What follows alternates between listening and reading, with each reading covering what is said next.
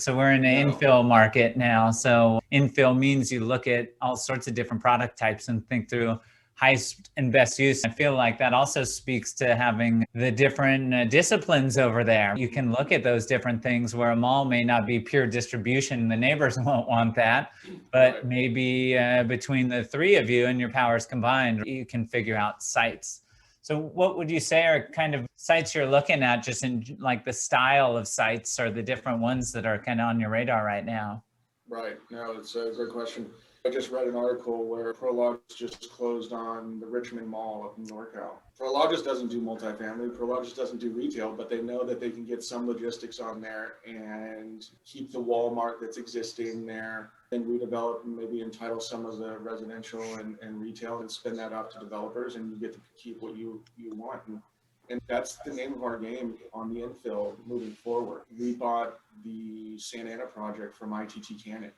And it was a manufacturing facility that they were leaving that had environmental issues. The one thing that they liked about it was that Shea's going to come in and help clean up the site, and ITT is going to have to keep some of the long-term liability on the groundwater stuff. But the fact that they only have to deal with one owner forever, effectively, because we're long-term holders, that means a big deal to them.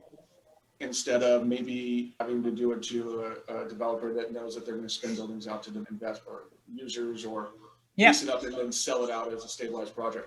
So that's what Shea can afford to some owners that are looking. On the infill, you're going to get some environmental issue. There's going to be. It's just buildings where there's paint booths and oil drums that got spilled or something that happened.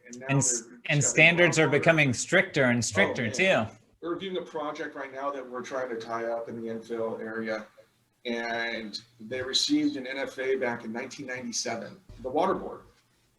The standards back in 1997 were here. The standards today are down here.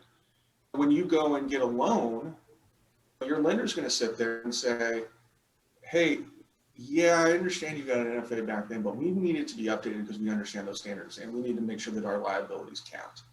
And so you basically have to go back through the process.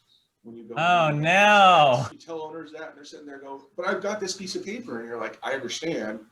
And we're empathetic towards it. But for us, in order to make sure that we're covered, we need to do this.